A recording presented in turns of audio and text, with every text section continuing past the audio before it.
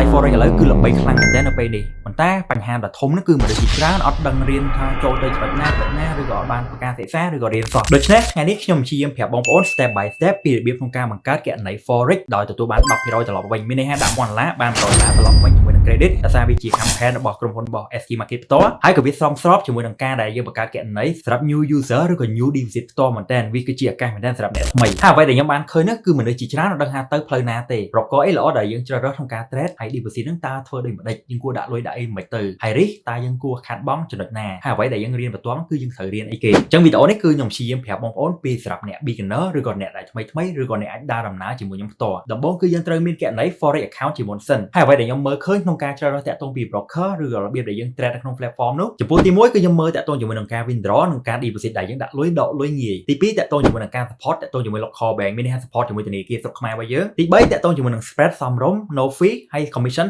0ចំពោះទី4គឺតាក់ទងជាមួយនឹង UI interface ក្នុងការប្រើ app វិញវាងាយស្រួលហើយទី5គឺតាក់ទងជាមួយ support ដែលវាដោះស្រាយបញ្ហាលឿន easy មែនទែនតែសម្រាប់សក្តីទាំងអស់មកសំខាន់គឺ trust ឬក៏ភាពទុកចិត្តគឺអ្វីដែលសំខាន់បំផុតដូចនឹងហើយដែលខ្ញុំចង់ណែនាំបងប្អូនពីរបៀបក្នុងការចុះឈ្មោះឬក៏បង្កើតគណនីរបស់ Forex account ជាមួយ ST Market ផ្ទាល់ផងដែរអញ្ចឹងជាដំបូងងាយស្រួល easy មែនទែនបងប្អូនគ្រាន់តែធ្វើការចុច link នៅក្រោម comment របស់ខ្ញុំឬក៏ក្រោម comment វីដេអូផ្សេងៗខ្ញុំតែងតែមានដាក់ link តាក់ទងពីរបៀបក្នុងការបង្កើតតាក់ទងជាមួយនឹង Forex ផ្ទាល់ផងដែរដែលអ្នកនេះគ្រាន់តែធ្វើការចុច link នៅក្រោម comment របស់យើងនៅពេលដែលបងប្អូនធ្វើការចុច link គឺវានឹង direct ទៅកាន់ ST Market website ដែលក្នុងរបៀបក្នុងការដែលយើងចុះឈ្មោះ account ផ្ទាល់ផងដែរអញ្ចឹងបងប្អូនអាចធ្វើការដាក់ដូចជា title របស់យើងដូចជា Mr Miss ឬក៏ Miss ខ្ញុំដាក់ Mr ចុះហើយឥឡូវនេះ first name របស់យើងតកោរបស់យើងអញ្ចឹងខ្ញុំដាក់ធ្វើការតកោរបស់ខ្ញុំហើយបន្ទាប់មក last name ខ្ញុំដាក់ធ្វើការឈ្មោះរបស់ខ្ញុំដែលថាយើងមានឈ្មោះមានអីអញ្ចឹងហើយចំពោះថ្ងៃខែឆ្នាំកំណើតរបស់យើងគឺយើងត្រូវការដាក់ឆ្នាំមុនសម្រាប់ខ្ញុំឧទាហរណ៍បងប្អូនមើលមួយខ្ញុំដាក់ឆ្នាំ2000គត់ទៅខ្ញុំមិនកើតឆ្នាំ2000នេះចំពោះខែកំណើតខ្ញុំដាក់ January ខែមករាថ្ងៃកំណើតខ្ញុំដាក់1 January អានេះគ្រាន់តែជាការ example ឬការដែលខ្ញុំឧទាហរណ៍សិនទេហើយបន្ទាប់ពី country របស់យើងគឺយើងដាក់ Cambodia យើងអាចធ្វើការ search ទៅតាក់ទងពីការបង្កើត account របស់យើងបន្ទាប់ពីយើងដាក់ប្រទេសហើយគឺយើងធ្វើការដាក់លេខទូរស័ព្ទរបស់យើងដូចបងប្អូនឃើញអញ្ចឹងគឺយើងដាក់ប្រទេសកម្ពុជារបស់យើង855ហើយយើងដាក់លេខទូរស័ព្ទយើងដោយអត់មានលេខ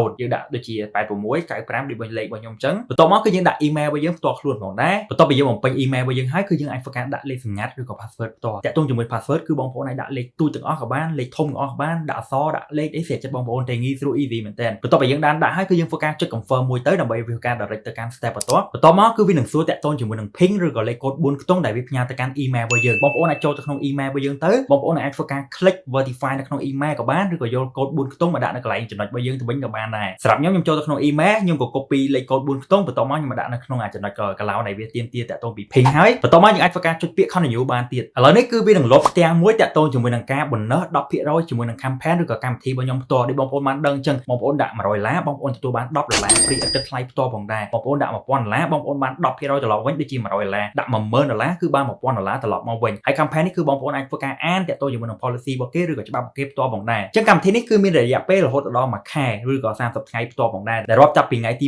1ខែមិថុនារបស់យើងផ្ទាល់ផងដែរអញ្ចឹងខែមិថុនាគឺជាខែមួយដែលអែមខ្លាំងមែនទែនសម្រាប់បងប្អូនដែលចង់ចូលជាមួយនឹងគណនីថ្មីរបស់យើងហើយក៏ទទួល bonus ត្រឡប់វិញរហូតដល់10%ផ្ទាល់ដែលអាចធ្វើការ follow ទៅតាម rule ឬក៏ច្បាប់របស់យើងផ្ទាល់ផងដែរបន្ទាប់ពីយើងឃើញផ្ទាំងមួយហើយយើងអាចធ្វើការចុចពាក្យ continue ទៅដើម្បីធ្វើការចូលរួមជាមួយនឹងកម្មវិធីរបស់យើងព្រោះកម្មវិធីនេះគឺសម្រាប់អ្នកដែលថ្មីមែនទែន first time user ឬក៏ first time deposit បងប្អូននឹងទទួលបាន10%ត្រឡប់ទៅវិញងាយស្រួលក្នុងការដែលយើងដាក់លុយចូល trade ផ្សេងៗទៀតផងដែរនិយាយទៅវាចំណេញ benefit ខ្លាំងមែនទែនសម្រាប់អ្នកដែលគាត់ trade មិនថាខ្លាំងមិនថាសោយគឺបងប្អូននឹងទទួលបាន10%ត្រឡប់មកវិញបន្ទាប់ពីយើងចុច continue វានឹង load ទៅកាន់កន្លែង KYC ឬក៏កន្លែងបំពេញ ID ឬក៏ passport របស់យើងផ្ទាល់ឥឡូវនេះយើងធ្វើការជ្រើសរើសតាក់ទងជាមួយនឹង passport ឬក៏ ID បងប្អូនអាចធ្វើការជ្រើសរើសមួយទៅ passport ក៏បានឬក៏តញ្ញាណប័ណ្ណរបស់យើងបានសម្រាប់ខ្ញុំយកតាក់ទងជាមួយនឹង passport ហើយយើងព្យាយាមថតអាមុខហើយនិងអាក្រោយសម្រាប់តញ្ញាណប័ណ្ណក៏ថតដូចគ្នាទាំងមុខទាំងក្រោយតែសម្រាប់បងប្អូនដែលគាត់មានតែអាមុខមួយទេបងប្អូនអាចធ្វើការ submit អាមុខទាំងអស់ក៏បានដែរងាយស្រួល easy មែនទែនព្រោះហើយយើងមិនចាំធ្វើការថតទាំងមុខទាំងក្រោយក៏បានឬក៏បងប្អូនមានរូប passport ពីយូរហើយក៏យើងអាចដាក់បានដែរតាក់ទងពីចំណុចនេះហើយមួយទៀតតាក់ទងកន្លែង passport កុំភ្លេចធ្វើការដាក់ប្រទេសផងភ្លេចដាក់កន្លែងនេះកន្លែងដាក់ជ